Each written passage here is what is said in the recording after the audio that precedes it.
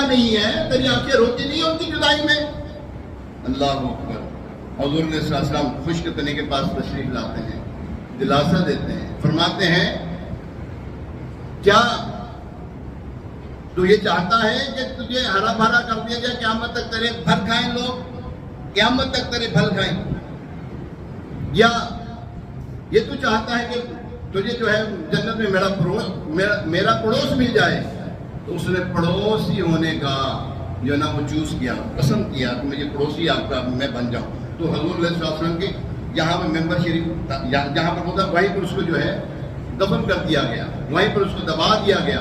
وہاں پہ ابھی بھی ایک ستون ہے، ستون حنانہ جس کو کہتے ہیں، اسی کے نیچے ہے وہ ستون۔ دیکھیں اللہ اکبر، عشق کیسا تھا، جدائی کیسی تھی، نہیں برداشت کر سکا وہ حضور علیہ السلام کی جدائی۔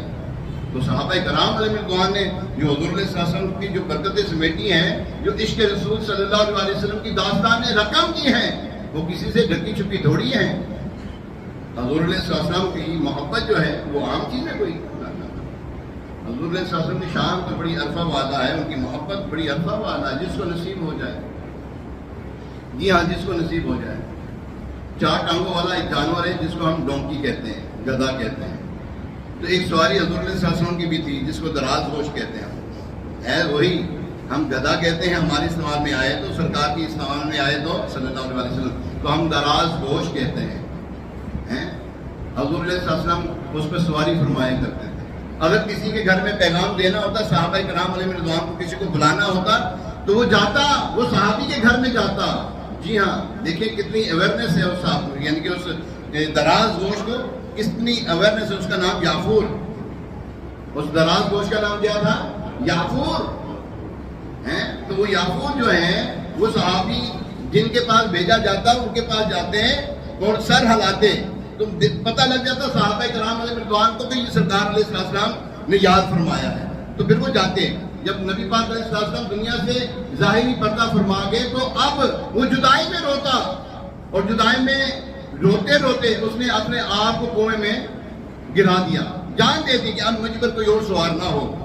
جبکہ جس کے بارے میں آتا ہے، جس حضور علیہ السلام کی بارگاہ میں حاضر ہوا تھا نا، عرض کی یا رسول اللہ صلی اللہ علیہ وسلم، میں ان دراز گوشوں کی نسل میں سے ہوں جن کے پر انبیاء کرام نے سواری کی ہے، اور میں تمنا کرتا تھا کہ میری سواری آپ میرے اوپر آپ سواری کریں۔